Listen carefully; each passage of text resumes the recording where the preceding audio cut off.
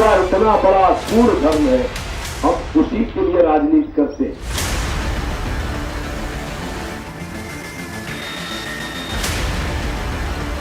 हम MLA MP इसलिए बनना चाहते हैं कि बड़े अधिकार के साथ समाज की सेवा करें।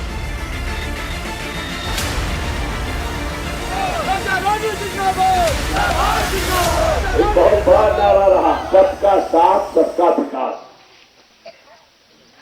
बिल्कुल झूठ, किसी का साथ नहीं, स्वयं का विकास।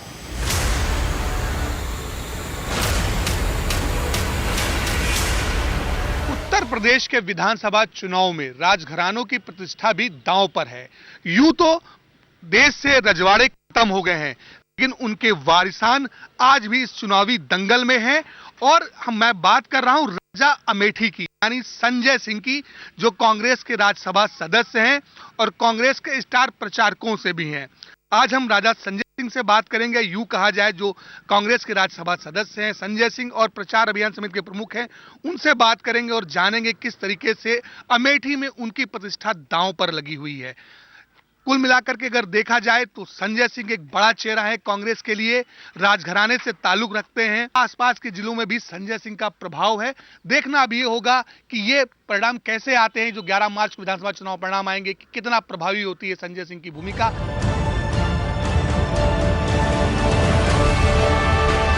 चुनावी दंगल के सितारे, अमेठी के राजा और कांग्रेस से राज्यसभा सदस्य संजय सिंह जी हमारे साथ हैं, कांग्रेस के स्टार प्रचारक हैं। संजय सिंह जी, पहला सवाल तो यही कि कैसे राजनीति में आने का मन बना? राजनीति का आने का मन मेरा बिल्कुल नहीं था। मैं लॉन टेनिस का राष्ट्रीय स्तर का खिलाड़ी था और बिलो 19 में 76 के पहले मैं 2 बार सेमीफाइनलिस्ट था। और मैं जब 76 में संजय गांधी जी से मिला, वो आए थे, इंदिरा जी ने कहा था मेरे पिताजी से कि इनको चुनाव लड़ने का मन है। तो मेरे फादर ने कहा कि बहुत अच्छा है, आप रायबरेली में हैं, इनको अमेठी भेज दियो।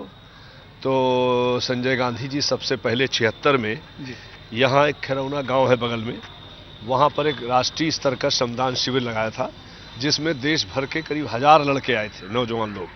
यहाँ एक 15 दिन हम लोगों ने श्रमदान किया, सड़कें बनाई। मुझे भी बड़ा मजा आया, यूथ कांग्रेस का जमाना था संजय गांधी का, तो मैंने रैकेट टांग दिया और कुर्ता पहन लिया। उसके बाद से आज तक आपके बीच में राजनीति कर रहा हूँ। तो ये कहा जा सकता है कि राजनीति में लाने का श्रेय संजय गांधी जी को जाता है आपको और उनके साथ? जरूर कह सकता हूँ, बिकॉज उन्होंने कहा कि भाई हम चुनाव जरूर लड़ना चाहते हैं, लेकिन हम संजय सिंह को रहना चाहिए यहाँ पर, तभी हम लड़ेंगे। तो अब वो जो शौक था आपका लॉन टेनिस का, उसे कैसे पूरा करते हुए राजनीति के इस व्यस्त दौर में आप? मेरा दुर्भाग्य है कि वो फेयर गेम छोड़ के फाउल गेम में लग गया हूँ, और अब मेहनत, एक्सरसाइज, जिमिंग, दौड़, साइकिलिंग, ये सब करता रहता हूँ। लेकिन मेरा दुर्भाग्य है कि टेनिस बहुत कम खेलने को मिला। अमेठी के आप राजा भी हैं, राज्यसभा सांसद भी हैं। राजनीति में कैसे अमेठी के जनता का ध्यान रखते हैं राजनीति में जब होते हैं या नहीं होते हैं तब? मैं जेन्युइनली जनता की सेवा करता हूँ, जो भी किसी का भला कर सकता हूँ जरूर करता हूँ। और जब किसी का कोई काम नहीं कर सकता तो मैं साफ बोल भी देता हूँ कि मैं भैया नहीं कर पाऊंगा। मैं ये कभी नहीं कहता चलो देखूंगा, सोचूंगा, विचारूंगा, ये हमसे नहीं होता। राजनीति के अलावा, लॉन टेनिस के अलावा और क्या शौक रहे हैं, या राजनीति में क्या करने की इच्छा है?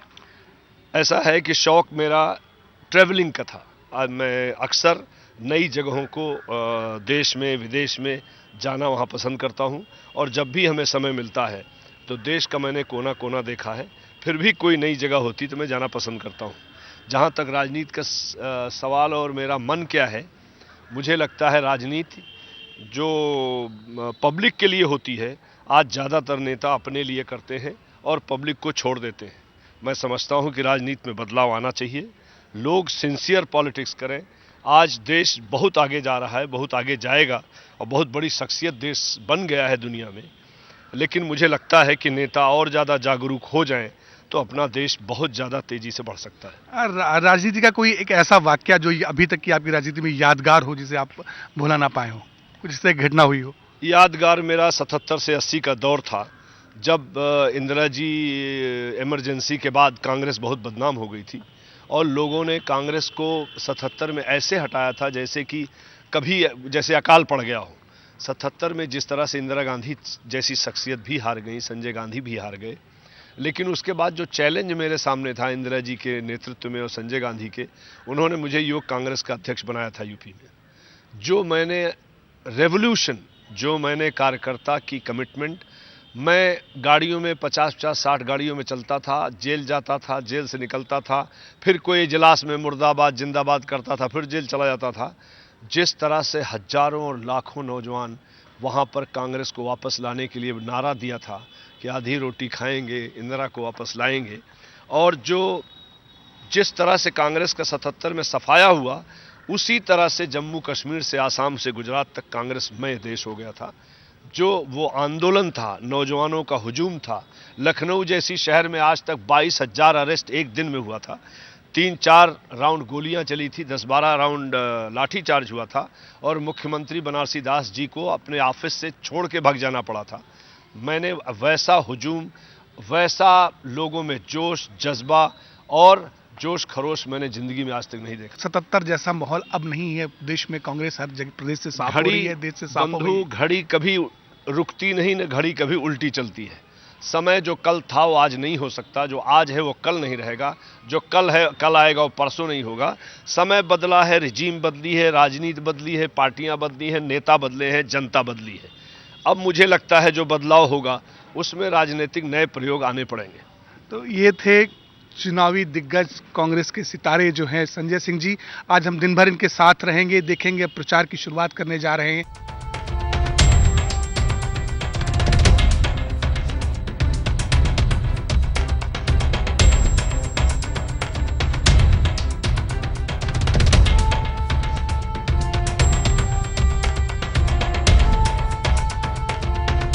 चुनावी दंगल के सितारे अमेठी के महाराज कहे जाने वाले और कांग्रेस राज्यसभा सांसद संजय सिंह अपनी पहली जनसभा को संबोधित करने पहुंच चुके हैं। क्या कहते हैं संजय सिंह, देखने वाला होगा इस जनसभा में? प्रधानमंत्री जी कहा देश ठीक चलता है।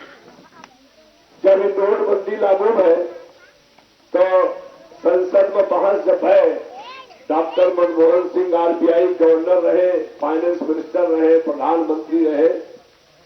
हम उनसे एक दिन पूछे, डॉक्टर साहब ये नोटबंदी के क्या फर्क पड़े? कहे संजय सिंह जी 2 चीजें जरूर होंगी। एक, जीडीपी 1.5 से 2% नीचे चली जाएगी, और दूसरा वो कहे कम से कम 3-4 करोड़ जो लाग है पक्की नौकरी में, उनके नौकरी चली जाएगी। एक बहुत बड़ा नारा रहा, सबका साथ सबका विकास। बिल्कुल झूठ, किसी का साथ नहीं, स्वयं का विकास। साथ नहीं बने कतो हिंदू मुसलमान की बात करते, कतो गोमांस, कतो लव जिहाद, कतो यही तरह उल्टा सीधा।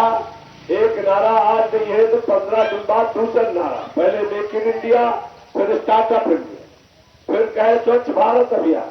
सब कहा चाहता है, गलत कुछ नहीं। मन की बात रोज सुना, रेडियो में हफ्ता में सुना था, मन की बात सुनावा तो काम के आपको बात। आज यह तरह से बात करके देश में एक डर और भय, एक माहौल बना हुआ है।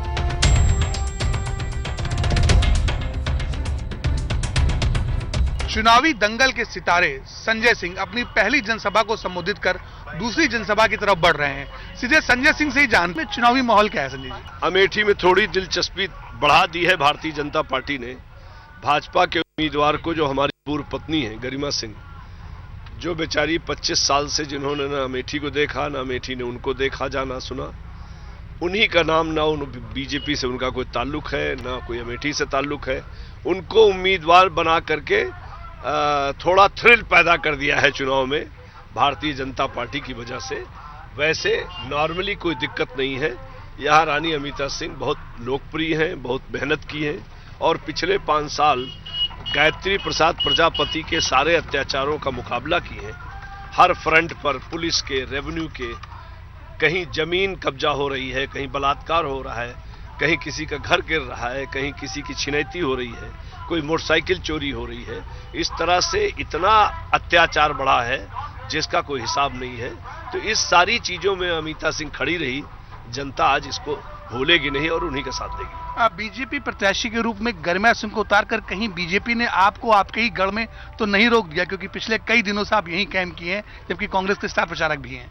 मैं, ऐसी बात नहीं है कि मैं यहाँ बीच बीच में कई जगह और गया हूँ, यहाँ भी हूँ, लेकिन चूंकि थोड़ा बहुत इससे कंफ्यूजन कहीं न हो तो इसलिए हमें थोड़ा समय देना पड़ रहा है।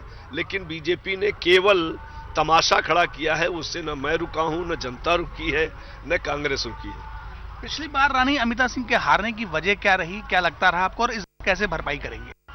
पिछली बार हम थोड़ा कम अलर्ट थे। गायत्री प्रजापति ने बहुत पैसे का उपयोग किया चुनाव में और बहुत सारा बांट करके पैसे से जो गरीबी है इस सब में उसको प्रभावित किया पैसे से।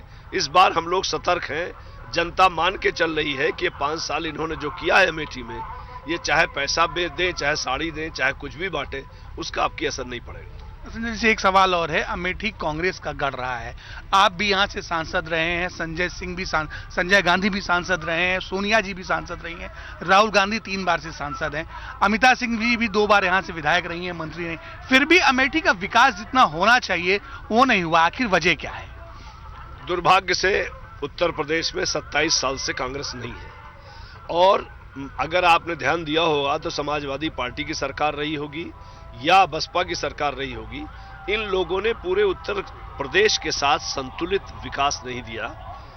मायावती थी तो बुलंदशहर, गाजियाबाद, नोएडा, ग्रेटर नोएडा, हाथरस, उन 6-7 जिलों में उन्होंने 50-60% बजट दिया था।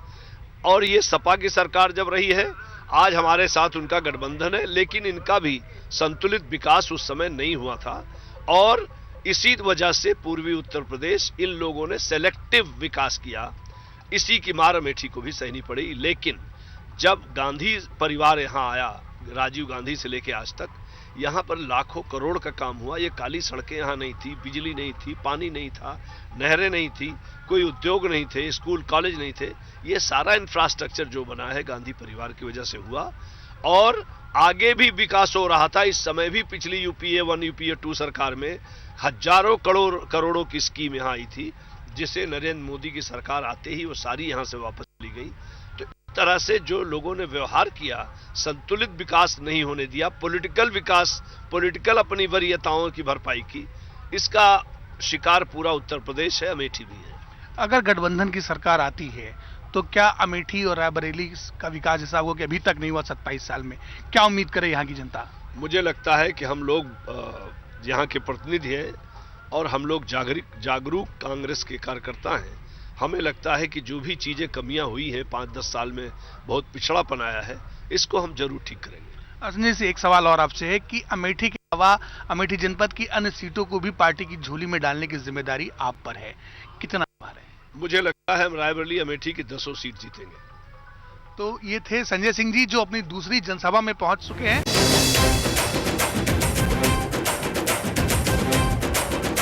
आरंभ है प्रचंड, बोल मस्तकों के झुंड, आज जंग की घड़ी की तुम गुहार दो।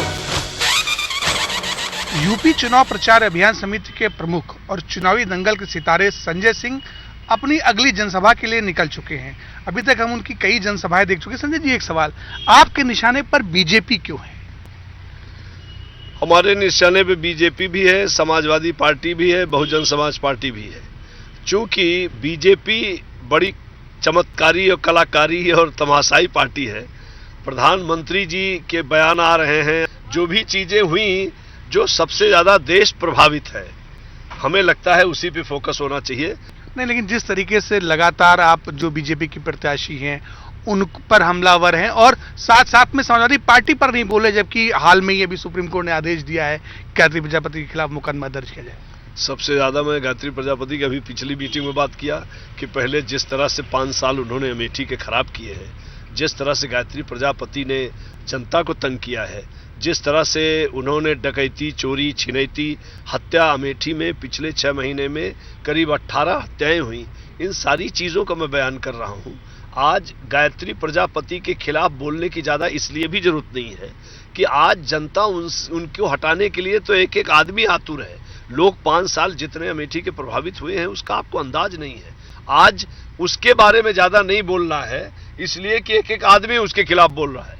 सो आज आवश्यकता है कि देश में जो तरह तरह के जो शगुफे छोड़ रहे हैं प्रधानमंत्री, हर समय इधर उधर की बातें करते हैं, उससे जनता को जरूर क्लैरिफाई करना चाहिए। नोटबंदी कितना बड़ा मुद्दा बन रही है इस विधानसभा चुनाव में? देखिए, नोटबंदी जो है ये आपको पता है अच्छी तरह, हम सभी जानते हैं कि नोटबंदी जब 8 नवंबर 2016 को उन्होंने राष्ट्र के नाम संदेश दे करके उन्होंने इस सारे पैसे को रद्दी बोल दिया, रद्दी हो गई। इसके बाद देश में जो वाकई ब्लैक मनी रखने वाले लोग हैं, वाकई जो बड़े उद्योगपति हैं, बड़े घराने हैं, वो उनको कहीं कोई छूने वाला नहीं, पूछने वाला नहीं। पैसा उनके पास ब्लैक था, पैसा उन्होंने उसका सदुपयोग दुरुपयोग किया। जो मिडिल क्लास है, वो नौकरी पेशा है, उसके पास ज्यादा ब्लैक मनी की कोई गुंजाइश नहीं है। आज जो सबसे बड़ा मार खाया छोटा तबका, जो खेती के भरोसे, मेहनत मजदूरी के भरोसे, छोटी छोटी डेली वेजेस पे काम चला करके लोग जीवन यापन कर रहे हैं, सबसे ज्यादा मार वो खाए। तो मैं यही कहता हूं कि इस देश में लोग शांति प्रिय लोग होते हैं, इस देश में कोई रिएक्शन नहीं करता है। इस देश में 650 साल मुगल शासन करके चले गए, देश कुछ नहीं बोला। 250 साल अंग्रेज राज करके चले गए, कोई रिएक्शन, कोई आंदोलन, कोई क्रांति नहीं हुई। यहां पर लोग टाइम से अपने अधिकारों का उपयोग करते हैं, प्रजातंत्र में वोट के द्वारा ही अपना अच्छा गुस्सा और अपना वो प्रेम दिखाते हैं। आप याद करो कि 77 में इंदिरा गांधी जैसी शख्सियत हार गई थी जब इमरजेंसी की चर्चा हुई। आज उसी समय 2.5 साल में ही इसी देश की जनता ने कांग्रेस में कर दिया था। तो मेरे कहने का तात्पर्य है कि नोटबंदी का असर जरूर है और ये आपको इस चुनाव के, हर चुनाव के परिणाम में दिखाई देगा। बीजेपी ने गर्मा सिंह को अमेठी से प्रत्याशी बनाकर आपकी प्रतिष्ठा को भी कहीं न कहीं दांव पे लगा दिया और आपको एक तरीके से अमेठी में बांध दिया है। हमारी कोई प्रतिष्ठा नहीं दांव पे है। हमारे इस घटना को, इस स्टोरी को, हमारे व्यक्तिगत स्टोरी को इस देश की जनता कोने कोने में 100 बार सुन चुकी है, पढ़ चुकी है, लिख चुकी है, आप लोग दिखा चुके हैं। इसका कोई प्रभाव हम पर नहीं है। केवल मैं तो तरस खाता हूं अपने बेटे पर, अन्न विक्रम पर, और तरस खाता हूं कि उसने अपनी मां को का ताजिया निकाल दिया अमेठी में। इस तरह से कोई भी परिवार में अपने बड़ों के साथ नहीं करता जैसे इन लोगों ने किया। और गरिमा सिंह की बुद्धि की मैं दाद देता हूं कि जो भद्र महिला 25 साल तक अमेठी को नहीं देखा, 25 साल से हम लोगों से कोई ताल्लुक नहीं है, बीजेपी का तो और भी ताल्लुक नहीं था। हमें आश्चर्य और तरस आती है नरेंद्र मोदी और अमित शाह की बुद्धि पर कि इन लोगों ने जो बोला करते थे कि हमारी party is with the difference, party with the difference बोलती थी। अगर पार्टी विद द डिफरेंस यही है तो भगवान मालिक है इनका। और जिस तरह से ये कर रहे हैं देश में, देश इनके लिए फैसले लेने वाला है। तो ये थे संजय सिंह जी जो अपनी अगली जनसभा के लिए चल रहे हैं। हम अगली जनसभा में पहुंचेंगे और अपनी बातचीत का सिलसिला आगे भी जारी रखेंगे। है प्रचंड बोल मस्तकों के झुंड, आज जंग की घड़ी की तुम गुहार दो, आन बान शान या की सेवा धर्म परम गहनो योग नामक गम्य। जहाँ जिसकी भाषा परिभाषा योगी नहीं कर पाते, सेवा इतना बड़ा पूर्ण धर्म है, हम उसी के लिए राजनीति करते। कोई पेशा नहीं है हमारा, हम कोई धनोपार्जन नहीं करते, घूस नहीं खाते, कमीशन नहीं खाते। हम एमएलए एमपी इसलिए बनना चाहते हैं कि बड़े अधिकार के साथ हम आपकी सेवा कर सके, आपके लिए और मददगार साबित हो सके। आज जो भ्रष्टाचार, अनाचार व्याप्त है समाज में, उससे लड़ते हुए आपकी सुरक्षा में, आपकी सेवा में काम कर सके। न भाजपा किसी काम की है, न बसपा किसी काम की है, आपका अपना परिवार काम का है। हर सुख में दुख में आपके लिए खड़ा है प्रचंड बोल मस्तकों के झुंड, आज जंग की घड़ी की तुम गुहार दो, आन बान शान या की जान का हो दान, आज एक धनुष के बाण पे उतार दो। हमने ये सोचा भाई राजा साहब बहुत अच्छे हैं, हम लोग हमेशा उन्हीं को वोट देते हैं और वो हमारे जो है न्यायाधीश हैं। मस्तकों के झुंड, आज जंग की घड़ी की तुम गुहार दो। अपनी आज की आखिरी चुनावी जनसभा को समाप्त कर कांग्रेस के चुनावी दिग्गज, स्टार प्रचारक और सितारे संजय सिंह लौट रहे हैं, कारवां लौट रहा है अपने महल की ओर और कल की रणनीति बनाने की ओर। हमारे साथ संजय सिंह जी हैं। संजय सिंह, सबसे बड़ा सवाल यह है कि यूपी में कांग्रेस जब चुनाव आया तो यूपी 27 साल यूपी बेहाल नारे के साथ उतरी, फिर आखिर गठबंधन की जरूरत क्यों पड़ी कांग्रेस को? ऐसा है कि कांग्रेस नेचुरली हम सारे लोगों ने इसका अभियान चलाया और राहुल गांधी ने देवरिया से दिल्ली यात्रा की, हम लोगों ने, शीला दीक्षित ने, प्रमोद तिवारी, सभी, राज बब्बर वगैरह ने, सबने ये अभियान में सब शामिल हुए और हम इस यात्रा को जब लेके बढ़े। लेकिन हम लोगों की जो स्थिति थी, चाहे संगठन की मानिए चाहे जो मानिए, 27 सालों में जब हमारी पार्टी सत्ता के बाहर रही तो हम लोगों ने इवैल्यूएट किया कि भारतीय जनता पार्टी जो देश में 14 में बहुत सारे वादे करके बहुत सारी चीजें करके आई थी, वो जो देश में हेट पैदा करना, घृणा पैदा करना, ये सारी चीज करने लगी, तो हम लोगों को ये महसूस हुआ कि हम सेक्युलर पार्टीज इकट्ठा हों और हमने प्रयास किया कि हम सभी इकट्ठा हों, बसपा, सपा, कांग्रेस सभी इकट्ठा हो। ज्यादा बड़ा जरूरी है कि भारतीय जनता पार्टी को रोका जाए। और जैसा कि आपने भी माहौल देखा है, उत्तर प्रदेश में लोगों का कहना है कि अगर भाजपा आपकी 17 में रुक जाती है तो 19 में इसको रोका जा सकता है, जो कि देश के लिए बड़ी खतरनाक साबित हो रही है। उन्होंने यद्यपि स्लोगन दिया सबका साथ सबका विकास, लेकिन वो सबका साथ लेने की उनमें कल्चर नहीं, उनमें उनकी नीयत नहीं है।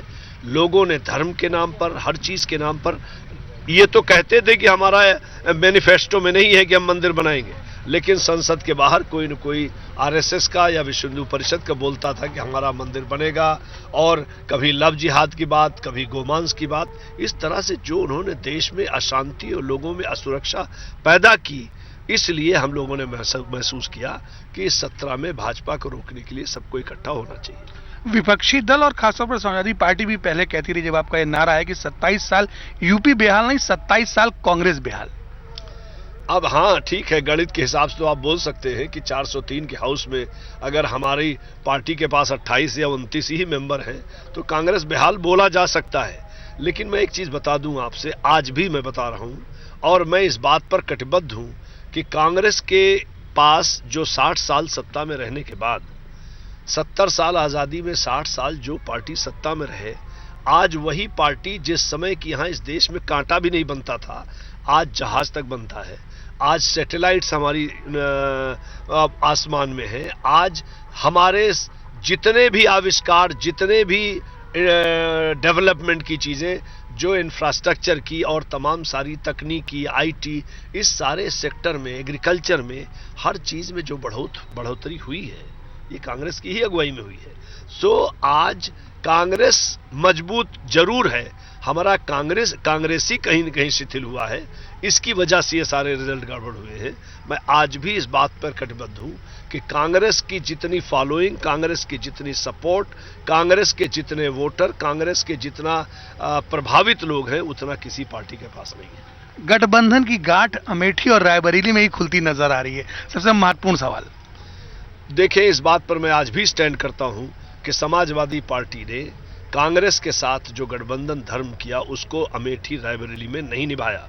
आज भी मैं कह रहा हूं कि कांग्रेस जो भी इस गठबंधन में स्टैंड किया, जो भी तय किया, कई सारे 16-17 जिले हैं हमें लगता है जहां हमारा एक भी कैंडिडेट नहीं है, इसलिए कि हमने कहा इटाई, टावा, मैनपुरी, फर्रुखाबाद में उनके साथ उनका इलाका है तो हम विड्रॉ कर सकते हैं।